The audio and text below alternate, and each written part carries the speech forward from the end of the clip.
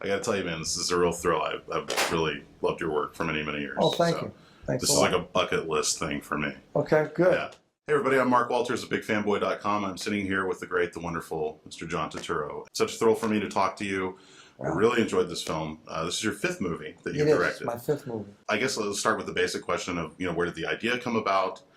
When did it start? And how easily did it come together? I basically had an idea that Woody and I would be a good team. And that the possibility was there for us to have, chemistry between us. I just had this instinct.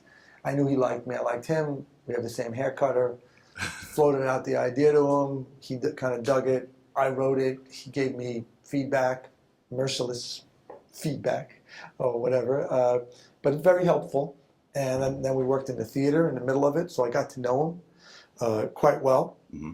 And I think after like 2 years, by the time we did the film, I always thought, it would be nice to have this father-son relationship. And I think a lot of our relationship is sort of captured in the movie in imaginary circumstances. I like movies about sex and religion, and Woody encouraged me to make that as nuanced as possible. That it could be a comedy, but it could be a very human comedy. Sometimes it can be very touching, and the thing was, I tried to avoid it being sentimental. Mm-hmm. To raise certain issues about, why people do these things. All of our unceasing desire or need for human connection with another person. And I really wanted to make a movie about that a person like me would want to go see. Yeah. And that's what I tried to do. I think it's terrific. What's it like directing a guy like Woody Allen? It was very easy.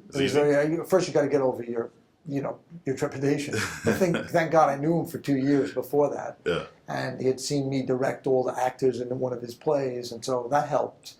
And when we worked together, I never looked at the playback. We just, he said, "Hey, what do you think?" And he said, "Good." And I was like, "Well, you want to do it again?" He said, "Yeah, fine, okay." And then he would vary it, and I would vary it. And if I felt the scene was going well, or a section of it wasn't, then I would say something. And we just kind of enjoyed it. I directed him more with the kids because he had to get to know them, and with Vanessa. But he was very easy. If I said, "Hey, Woody, this should be a more delicate moment, maybe, or try it really, take your time on this, or take your time," because he keeps a good pace. But he's a wonderful actor and very underrated. Oh yeah. And he was wonderful with the kids too, and with all the other, with Leah Schreiber. I mean, he didn't act with Sharon Stone and Sophia. That would have been nice. I would have liked to have one scene with the three of them. Yeah. That would have been great. Were you primarily the man behind the casting of this? Was this a lot of these were your decisions? My agent was Christina Bezdigues. She recommended me to look at Vanessa Paradis for something else, and we hit it off. And I think she's just wonderful. Yeah, you can't take your eyes off of her. She's just stunning. Yeah, she's just, And I think Sharon does a lovely, beautiful, it's very vulnerable performance of a woman who has everything and is looking, for something with no strings attached, and then becomes attached. And Sophia, has this great. I needed this like a free woman, mm-hmm. and I encourage Sophia and everybody not to push. Just kind of just let it, be. Well, we don't often get to see her in serious roles, and it was great to see her play very level, level-headed. She's not exaggerated, I don't think, and she's funny, and she's very funny, Sophia. And Leah is, I think, a terrific actor, and someone I thought would be very different than me, but he's a real theater actor, and he can really, transform, and so I have, people like the material, and so I have a really wonderful cast. The music is also a big part of this. I really enjoyed the musical selections. Can you talk a little bit about? Well, I wrote a lot of the movie to this music. A lot of it was to Gene Ammons, who's a great saxophonist. It was an album called Boss Tenor. We have an album out now from Milan Records. There's a wonderful European singer, Dalida. I had her CD. I used a couple of her songs. Vanessa sings a Neapolitan song called Tu sei una cosa grande, which means you're a great thing for me. Trombone Shorty, which someone gave me CD because when I did this Neapolitan musical, Universal was doing the CD, and they gave me Trombone Shorty, and I loved it. I thought, wow, you know, it's like a culture clash between the Hasidic community and the black community, and you know, the old Italians that live in this neighborhood. I really like that. Dean Martin, who I grew up with, used a song, Sway, Refreno da Luna, which is from Latin Lounge, which is, you know, so there's all these different kinds of music. But Gene Ammons is a big part of the movie. That's an album I grew up with.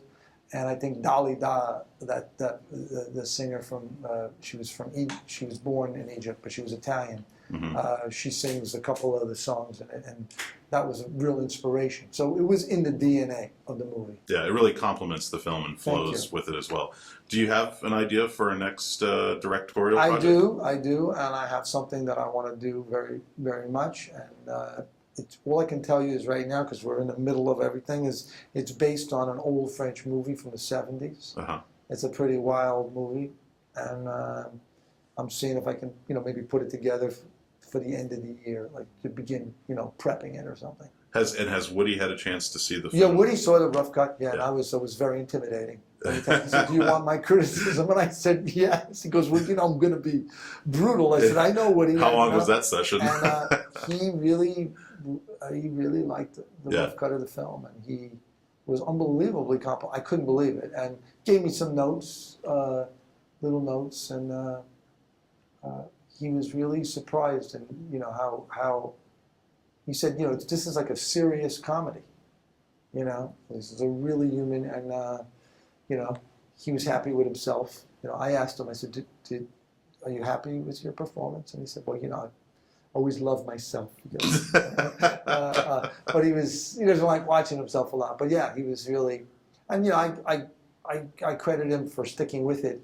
even when he didn't like the first couple of drafts, and always being very generous, you know, reading the whole thing and writing me such thoughtful, you know, emails of just, you know, why don't you think about this or that? This is what I don't like, and it's just my opinion. And so it was, you know, a really big experience for me. And I mean, I worked with him. I'd work with him again. Yeah. I love to talk to him. I have some other idea that I'd like to talk to him about. It's terrific seeing the two of you together. So, John, I really enjoyed this, and it's been such an honor being able to talk to you. So thanks for your intelligent question. Thank you.